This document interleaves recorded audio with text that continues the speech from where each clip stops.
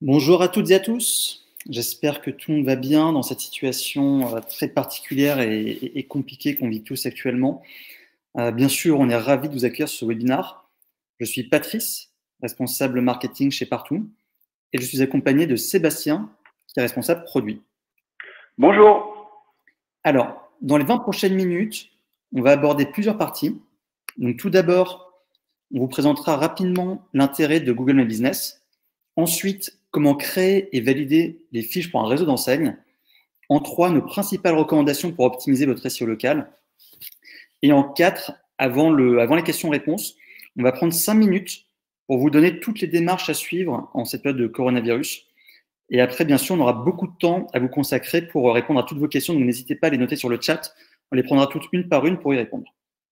Alors, juste pour information, l'objectif de ce webinaire n'est pas de faire un tutoriel, mais vraiment de vous donner les principales billes pour utiliser le potentiel de cette plateforme. Alors, bien sûr, vous connaissez déjà tous Google My Business. C'est vraiment la nouvelle vitrine digitale de vos établissements et ça devient surtout le premier point de contact avec vos internautes.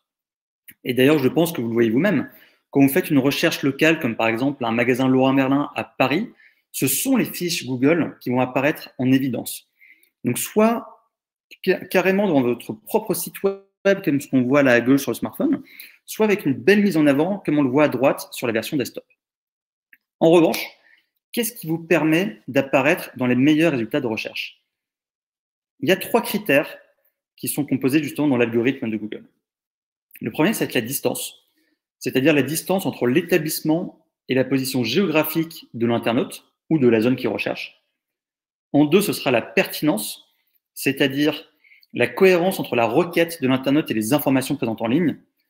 Par exemple, si vous cherchez une pharmacie ouverte à Paris, vous attendez à ce que dans la liste des résultats, on vous propose que des pharmacies, qu'elles soient bien ouvertes et qu'elles soient bien situées à Paris. Et enfin, le troisième point, c'est la proéminence. Donc, il y a plusieurs critères qui contiennent ce point. Tout d'abord, est-ce que toutes les informations de vos établissements sont bien disponibles sur une multitude de plateformes, comme votre site web, vos fiches Google, Facebook, Waze, etc. Et est-ce que ces informations sont bien uniformes et fiables? Je vais vous donner un exemple. En fait, Google fonctionne exactement comme nous, il fonctionne comme un cerveau humain.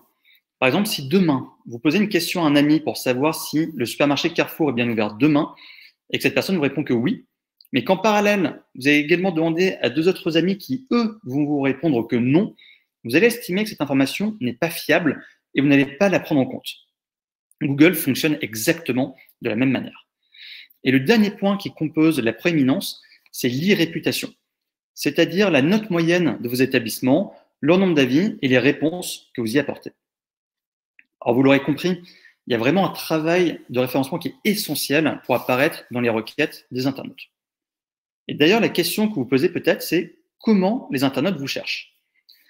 Alors, Google différencie 2 types de recherches, les recherches directes et les recherches découvertes. Les directs, c'est très simple, c'est quand on va chercher directement votre établissement, comme par exemple un magasin Leroy Merlin à Mulhouse. Si vous apparaissez dans ces résultats, c'est vraiment ce qui va illustrer votre notoriété. En revanche, dans les recherches découvertes, on va plutôt chercher une catégorie, comme par exemple un magasin d'électroménager à Mulhouse. Et là, cette fois-ci, ça va plutôt illustrer justement le travail que vous avez fait sur votre référencement. Et ce qui est dingue, c'est que 80% des recherches Google sont des recherches découvertes. Et ça, c'est énorme. C'est pour ça qu'il y a un très gros travail de référencement à faire pour justement apparaître dans les meilleurs résultats. Alors, pour conclure cette partie justement d'introduction sur Google My Business, on va parler des chiffres, justement parce que ce sont ces indicateurs qui vont nous intéresser pour suivre vos performances et les présenter à votre direction. Alors, si on devait définir des priorités dans ces indicateurs, on vous recommanderait de suivre les progressions du nombre d'affichages de vos fiches Google sur les recherches directes et découvertes, et de suivre les progressions des interactions avec les internautes, c'est-à-dire le nombre de clics vers votre site web, le nombre d'appels téléphoniques et le nombre de demandes d'itinéraires.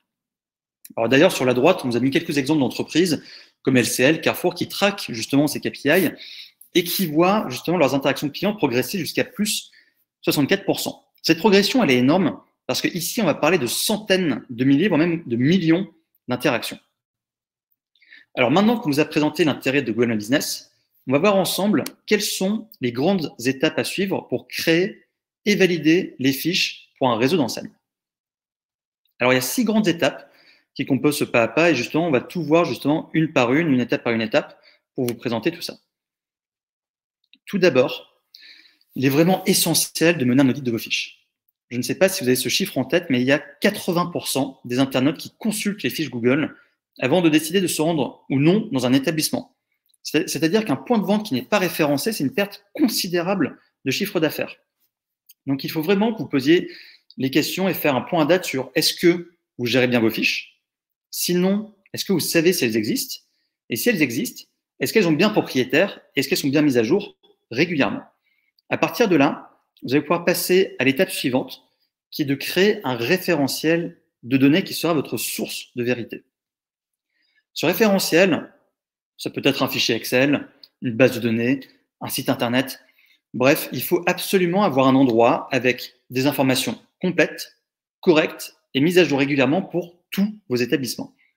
Et d'ailleurs, sur la slide, on vous a listé vraiment les points essentiels à présenter justement pour Google et mettre à jour ces informations. Ensuite, c'est depuis votre compte GMB que vous allez pouvoir télécharger justement le fichier Excel d'Upload qui vous permettra de créer, d'indiquer et de mettre à jour toutes les informations de vos établissements. Alors, une information qui est importante, si vous voulez vraiment faire une validation groupée et massive de nombreux établissements, ce fichier doit contenir au minimum 10 établissements. 10 établissements, c'est le minimum demandé par Google pour faire une validation massive et groupée. Une fois que cet upload est terminé, vous verrez que vos fiches ne sont pas encore validées et que pour cela, il faut créer ce qu'on appelle un compte groupe d'établissement. Alors, qu'est-ce que c'est? Ce compte-là, il a 3 bénéfices. Tout d'abord, vous aurez une vue unique sur tous vos établissements. En 2, c'est aussi une validation simplifiée de vos fiches parce que vous n'avez plus besoin de recevoir le code de validation par courrier. Et en 3, c'est une gestion partagée, donc beaucoup plus simple avec les utilisateurs. Alors, pour créer justement ce compte groupe d'établissement, je vous ai mis un screenshot. Depuis votre compte, il vous suffit d'aller dans la rubrique « Gérer les établissements », créer un groupe d'établissement. Et à partir de là, vous aurez un formulaire assez simple à remplir avec des informations comme par exemple le nom de votre entreprise et vos coordonnées. Alors, attention, le délai de création de ce compte-là peut parfois prendre beaucoup de temps. Ça peut aller jusqu'à 3 mois. C'est un maximum, mais voilà, ayez en tête que cette création peut parfois prendre beaucoup de temps. Et c'est une fois ce compte créé que vous aurez toutes vos fiches validées. C'est vraiment grâce à cette procédure que vous allez valider les fiches des établissements qui n'avaient pas de propriétaire et créer toutes celles qui n'existaient pas jusqu'alors. Alors maintenant, avant de donner la parole à Sébastien, on va juste voir un cas particulier. Comment faire pour récupérer et valider une fiche qui a déjà un propriétaire? Alors, il y a deux scénarios. Soit il s'agit d'une personne que vous connaissez, dans ce cas-là, elle peut faire un transfert de propriété, c'est très simple. Soit vous ne la connaissez pas, et dans ce cas-là, depuis votre compte GMB, vous pouvez faire une demande de propriété, remplir un formulaire très simple, très standard, et ensuite attendre 7 jours pour avoir une réponse du propriétaire. Et là, il peut y avoir 3 cas de figure. Soit le propriétaire accepte, dans ce cas, c'est parfait, vous récupérez la fiche et vous pouvez la valider. Soit il ignore votre demande et là, vous pouvez envoyer le code d'accès par courrier à cet établissement. Et soit, le pire cas de figure, la personne refuse. Et là, il n'y a pas trop de recettes miracles. Il faut que vous trouviez un moyen de rentrer en contact avec cette personne pour en comprendre la raison. Donc voilà, on a abordé les principaux points qui allaient donc de la création et de la validation de vos fiches. Maintenant, je vous laisse la parole à Sébastien qui vous donnera tous les conseils pour optimiser la visibilité de celle-ci. Merci Patrice. Alors, en effet, une fois que vous avez récupéré la propriété de vos fiches et que vos informations sur Google sont uniformes avec déjà votre site, mais aussi l'ensemble des plateformes sur lesquelles vous êtes présent, il va désormais falloir optimiser ces fiches pour, bien sûr, être trouvées par vos clients potentiels, mais surtout être choisies. Alors, je vais parler ici de 2 sujets. Tout d'abord, l'optimisation de vos informations pour être trouvées, et ensuite, la prise en main de votre relation client pour être choisie. Et enfin, je terminerai avec une partie sur ce qu'il faut faire aujourd'hui dans le contexte actuel du coronavirus. Je tiens à préciser, avant de commencer, que la liste des fonctionnalités que je vais aborder ne sera pas exhaustive. Google en propose énormément, dont beaucoup vont dépendre des catégories. En revanche, si vous avez des questions spécifiques, n'hésitez pas à les poser dans le chat ou même à nous contacter à la suite de ce webinaire. Alors, la première chose à faire et à optimiser pour être trouvé sur Google, ça va être de travailler sur vos catégories. Aujourd'hui, c'est un outil qui est souvent inexploité par les enseignes, alors que ça devrait être la clé de voûte de votre stratégie de référencement local, puisque c'est ces catégories qui vont déterminer les requêtes sur lesquelles vous allez apparaître sur Google. Et aujourd'hui, Google My Business vous permet d'ajouter une catégorie principale et jusqu'à 9 catégories additionnelles. C'est vraiment une fonctionnalité qu'il faut utiliser à fond. Donc, dans l'exemple ici, vous pouvez voir, c'est le cas d'un établissement Castorama. Eux, ils ont indiqué plusieurs catégories. Ils sont référencés en tant que magasin de bricolage, quincaillerie et jardinerie. Ce qui fait qu'aujourd'hui, ils sont référencés très haut sur Google sur des requêtes liées à toutes ces catégories. Pour la localité, là en question, c'est Marseille-Salon. Mais alors, comment faire pour décider des catégories à ajouter à vos fiches? Alors, la première question à vous poser, c'est que recherchent les gens qui pourraient être intéressés par votre activité? Par exemple, si vous avez un institut de beauté, vos clients potentiels, ils peuvent chercher un centre de soins du visage, un centre d'épilation, voire même un institut de massage. Et c'est donc ces catégories qu'il faut ajouter à votre fiche Google My Business afin de faire en sorte que ces fiches ressortent pour ce type de requête. Ce qu'il faut savoir aussi, c'est que Google n'affiche jamais deux établissements du même réseau sur une même requête. Donc, si vous avez un maillage géographique qui est très serré, avec par exemple plusieurs établissements dans la même rue ou dans le même quartier, est-ce qu'il vous est possible de les différencier? Je vais vous donner un exemple encore. Par exemple, vous avez un magasin d'électroménager et de multimédia. Deux établissements sont dans la même rue. N'hésitez pas à référencer le premier en tant que magasin d'électroménager et le deuxième en tant que magasin multimédia en catégorie principale. Ça leur permettra de maximiser le nombre de requêtes sur lesquelles ils vont apparaître. Donc, une fois que vous avez répondu à ces questions, vous ajoutez les catégories ciblées à vos fiches Google My Business et vos établissements auront alors plus de chances d'apparaître sur les requêtes locales qui contiennent ces catégories. Ensuite, le deuxième élément à optimiser pour être encore plus trouvé par vos clients potentiels, c'est ce qu'on appelle les attributs. Les attributs, c'est des tags qui caractérisent vos points de vente, comme par exemple accessible en fauteuil roulant, bon rapport qualité-prix ou Wi-Fi. Et ils sont divisés en deux grandes familles. La première famille, c'est les attributs dits subjectifs, qui vont caractériser par exemple l'ambiance et que vous ne pouvez pas gérer puisqu'ils sont issus ou bien des avis déposés par vos clients sur vos fiches, ou bien des questionnaires qui sont parfois envoyés à vos clients quand ils sortent de vos établissements sur Google.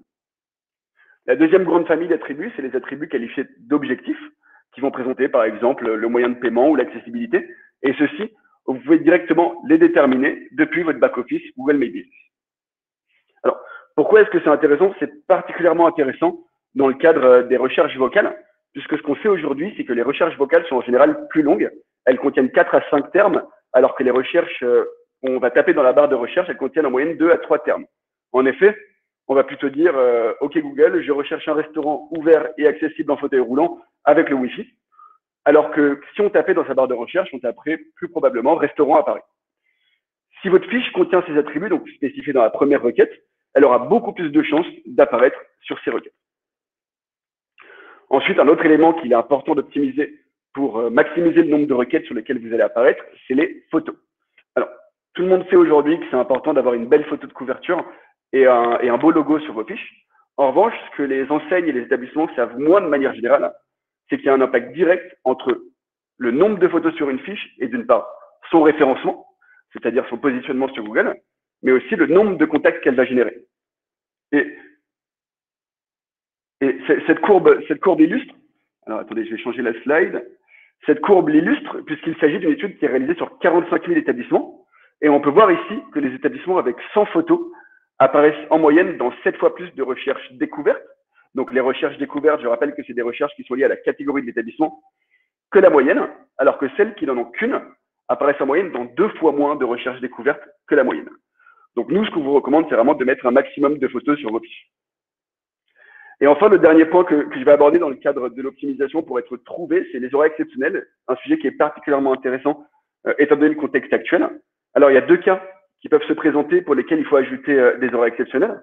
Le premier, c'est les jours où vos horaires habituels sont modifiés, comme cela peut être le cas aujourd'hui. Et le deuxième cas, c'est les jours fériés, même si vos horaires ne changent pas. Alors, c'est bien sûr important en termes d'expérience client, mais pas seulement. C'est aussi important en termes de référencement, puisque plus votre fiche est mise à jour régulièrement, plus votre fiche est active, mieux elle sera référencée. Et les horaires exceptionnels, c'est typiquement un exemple d'information qu'il est facile de mettre à jour régulièrement. Mais c'est aussi hyper important en termes d'image, puisque dans le cas des jours fériés, si vous n'indiquez pas vos horaires, comme vous pouvez le voir sur cette slide, Google affichera en orange, donc là vous voyez la mention, lundi de Pâques, ces horaires sont susceptibles de varier. Et ça, tout simplement parce que cet établissement n'a pas précisé d'horaire exceptionnel, même si ces horaires sont les mêmes qu'habituels. En revanche, si les horaires exceptionnels sont bien indiqués, il va y avoir marqué dans cet exemple lundi de Pâques, horaire d'ouverture en vert. On va donc avoir confiance et les internautes auront donc beaucoup plus de chances de se rendre dans l'établissement. Donc voilà pour la partie optimisation pour être plus facilement trouvé. Donc j'ai parlé des attributs, des catégories, des photos et des horaires exceptionnels. Donc tous ces éléments, ça devrait vous aider à apparaître dans les requêtes Google. Mais maintenant que vous apparaissez, il va falloir être choisi, puisqu'on s'est tous déjà retrouvés dans les situations où on fait une recherche sur Google et les 3 établissements proposés correspondent à ce qu'on recherche. Eh bien, sur quoi on va baser sur son choix dans ce cas-là? Ça va tout simplement être sur la e-réputation de l'établissement. Et donc, il faut au plus vite commencer à gérer cette e-réputation. Et quand on dit qu'il faut la gérer, la première chose à faire, ça va être de répondre à vos avis. Répondre à vos avis, c'est hyper important. Il y a plein de raisons. Nous, on va vous en donner 3, les 3 principales selon nous. C'est important en termes de relation client. Puisqu'en effet, si vous répondez à un avis, l'internaute qui l'aura déposé va être notifié et vous montrez que vous l'écoutez. Il aura donc beaucoup plus de chances de revenir dans l'établissement, même dans le cas où il aurait déposé un avis négatif.